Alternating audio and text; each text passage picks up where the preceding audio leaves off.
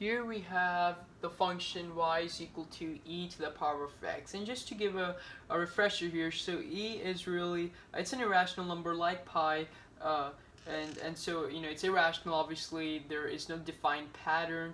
The decimals do not repeat in any specific manner, right? So it's irrational, and it's approximately equal to 2.7183. So that's just the value of e. And obviously, later, as I'll go over some logarithms and common logs and your natural log, you'll see that ln of 5 or anything like that. Again, ln is really log, base e of 5.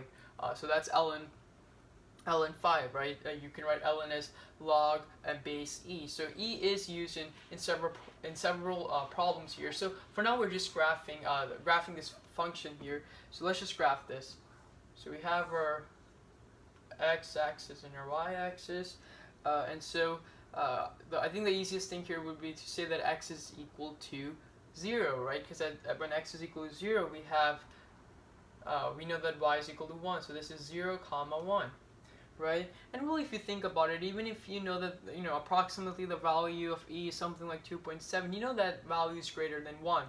Therefore, it's an exponential function that will obviously be increasing at a faster rate as x increases. So we have a graph that just a sketch will look something like that, and obviously it's never gonna hit the x-axis, right? Because no matter how negative your value is, for instance, say it's 5, right? For instance, I'm just giving you an example. You have 5 to the power of negative 1,000, right? That's just 1 over 5, right? The reciprocal to the power of 1,000. This is going to be really, really, really, really small, but it's never going to touch your x-axis because it's never going to be 0, right? It's just going to be approaching that. It will not be 0. So it's not going to touch the x-axis. So it's just going to keep on going. Like any other exponential function. And so really for the y-intercept, right, the y-intercept is none, or not the y-intercept, my bad, y-intercept is 0, 1.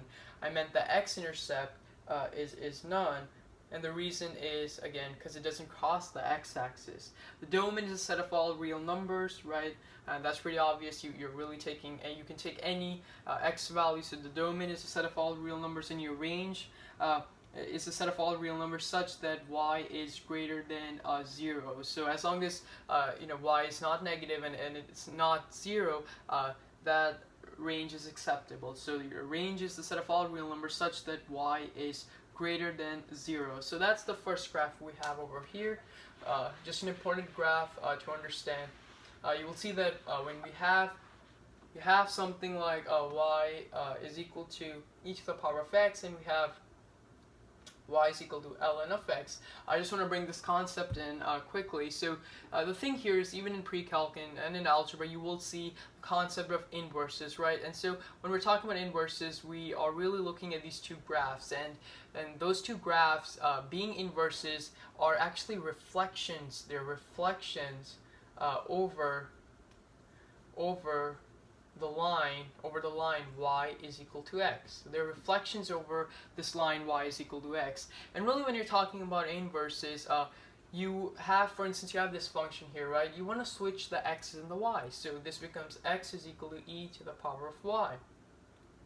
So you have this, and now you're really saying that ln of x is equal to y. And the way how I got from this to this is really, if you understand the concept of logarithms, you will understand how I got from this to this, because we're really saying that log of base e of x is equal to y, right? And log of e is really just ln. So ln of x is equal to y. And so the fact that we switched it and we got this indicates that these two are inverses of each other, and when we graph them, they will be reflections over y is equal to x. So that's just something that I just wanted to bring out there. So here for second graph, I have another graph that I think is important that you should be able to graph. So it is y is equal to ln of x, and that's just funny because I did graph y is equal to e to the power of x. So this graph here will be the inverse of the previous graph, and I can show you that quickly. So for ln of x, right, we can take anything. So let's just take, so again, trying to understand this concept, ln of x is really y is equal to log e of x, right? And so if we have, for instance, let's just take the point x being 1, right? So log e of 1.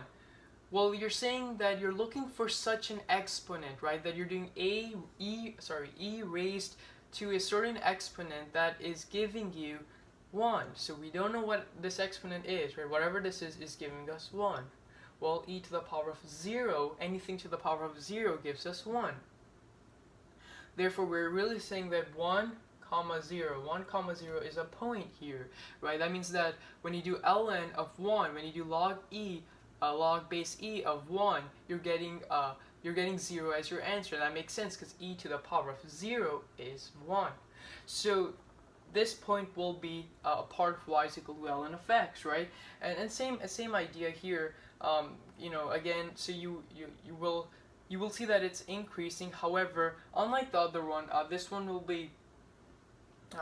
not be increasing at such a fast pace, right? As you increase the value of x, you know, your y value will not be increasing as fast. So you have something like,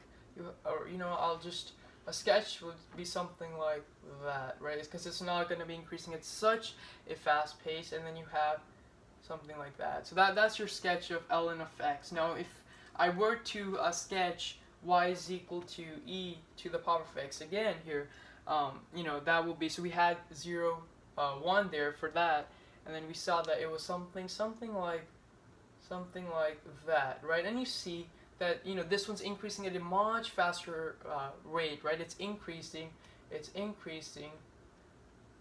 really fast, and this one is not increasing as fast. It's increasing slower, right?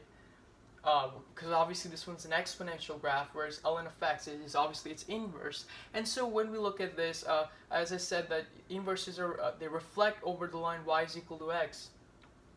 If we graph y is equal to x, this is our line y is equal to x, and so we see that these two are just reflections of one another because they're inverses. And when you're talking about inverses, x's and y's switch. So you saw that 1, 0 was a point here for ln of x, and similarly 0, 1 is a point for y is equal to e to the power of x. So that's just something you want to keep in mind for inverses. Now, when we're talking about y is equal to ln of x, right? Y is equal to ln of x. So we know that it's x-intercept, right? Its x-intercept is 1, 0. It doesn't have any y-intercept, and its domain is a set of all real numbers such that x is greater than 0. And range is really the set of all real numbers, because you can go infinitely in both directions, and your y will just continue to increase or decrease infinitely. And you see that the domain and the ranges for ln of x are really just the opposite for y is equal to e to the power of x. It's more like saying as if they have been reversed or they have been switched, and that's true for any inverses. Any pair of inverses that you take, the x's and the y's, the domains and the ranges are gonna completely switch. So thanks for watching.